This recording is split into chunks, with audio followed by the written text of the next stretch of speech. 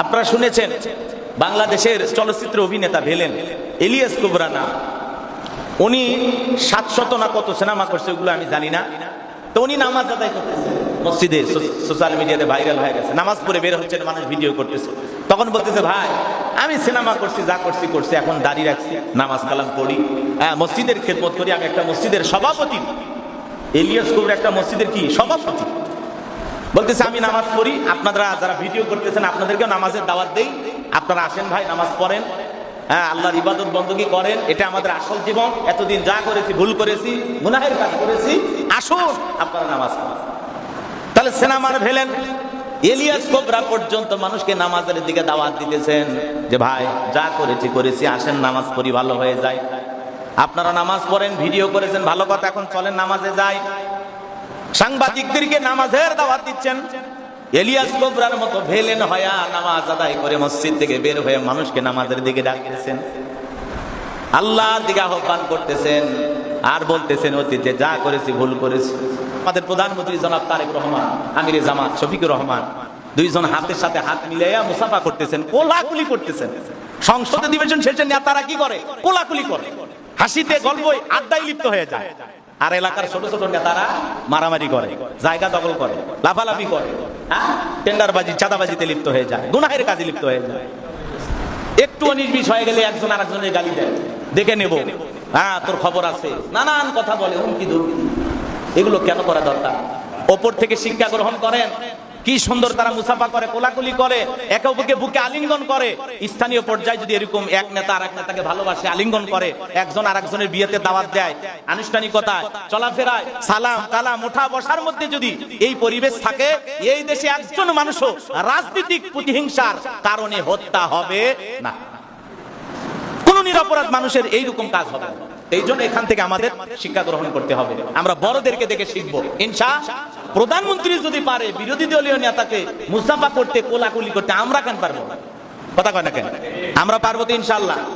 আমরা এই সংসদ অধিবেশন যেভাবে চলতেছে, প্রতিমন্ত্রী যেভাবে আমিরে জামাতকে প্রশংসা করে ভাসিয়ে দিলেন মীর শাহ আলম সাহেব, যে উনি অত্যন্ত নরম এবং বিনয়ী মানুষ, আমি যত দেখতেছি তত মুগ্ধ হয়ে যাচ্ছি, এভাবে তিনি প্রশংসা করলেন। সম্মানিত হাজরিন, আমি যে কথা বলতে চাচ্ছিলাম, দাওয়াতি কাজ এটা সকলের দায়িত্ব নেওয়া লাগবে।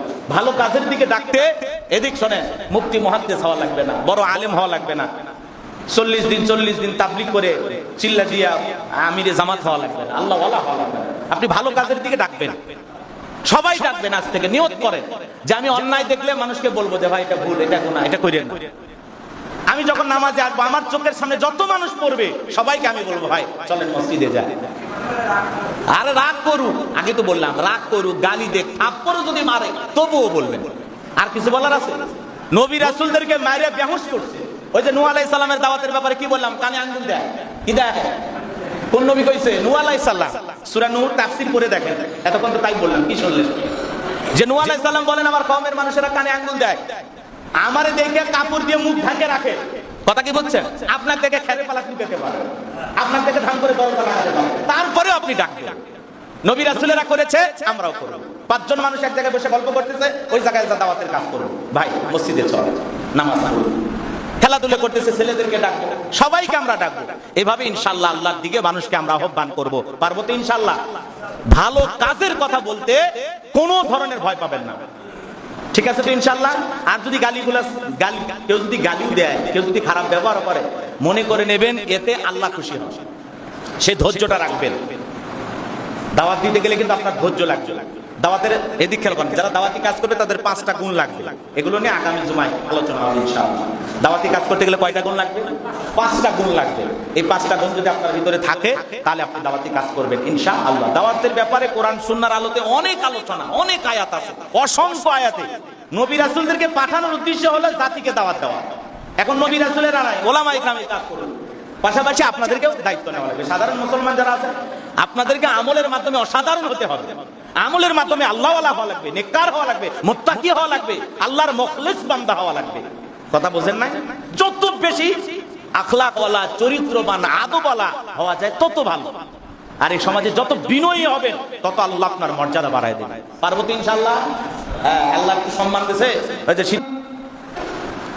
গভীর মনোযোগ দিয়ে কথাগুলো শুনবেন। এই পৃথিবীর জমিনে আল্লাহ রাব্বুল আলামিন যত নবী রাসূলকে পাঠিয়েছেন তারা কিন্তু সবাই মানুষকে আল্লাহর পথে দাওয়াত দিয়েছেন।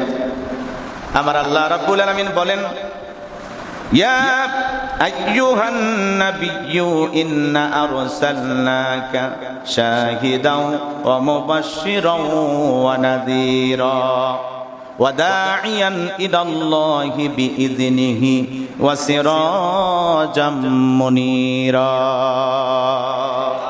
আল্লাহ রাব্বুল আলামিন বলেন, হে নবী, আমি তো তোমাকে পাঠিয়েছি সাক্ষী, সুসংবাদদাতা এবং ভীতি প্রদর্শক রূপে। এবং আল্লাহ রাব্বুল আলামিন বলেন, আল্লাহর নির্দেশে তার প্রতি আহ্বানকারী উজ্জ্বল প্রদীপ রূপে পৃথিবীর জমিনে আল্লাহ রাব্বুল আলামিন পাঠিয়েছি। সুবহানাল্লাহ।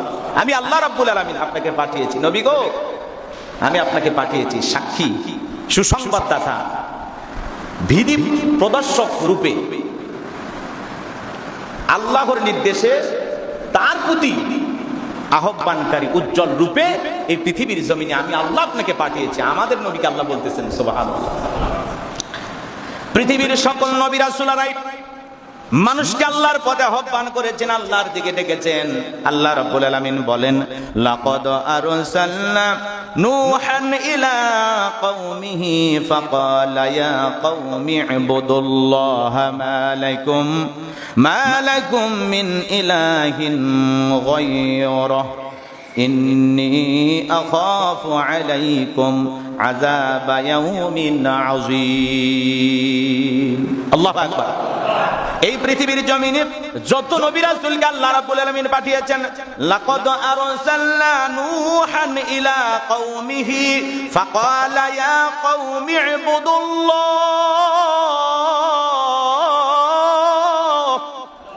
আল্লাহ রাব্বুল আলামিন বলেন, নিশ্চয়ই আমি নূহ আলাইহিস সালামকে তার জাতির কাছে পাঠিয়েছি। তিনি বললেন, হে আমার জাতির লোকেরা, ফাকালা ইয়া কওমি ইবুদুল্লাহ, হে আমার জাতির লোকেরা, তোমরা আল্লাহর ইবাদত করো। মা লাকুম মিন ইলাহিন গায়রুহু ইন্নী আখাফু আলাইকুম আযাবা ইয়াউমিন আযীম। আল্লাহর পয়গম্বর নূহ আলাইহিস সালাম বললেন, তিনি ছাড়া তোমাদের কোনো ইলাহ নেই। আমি তোমাদের জন্য একটি মহাদিবসের শাস্তির আশঙ্কা করছি। কওমের মানুষদেরকে নূহ আলাইহিস সালাম দাওয়াত দিলেন।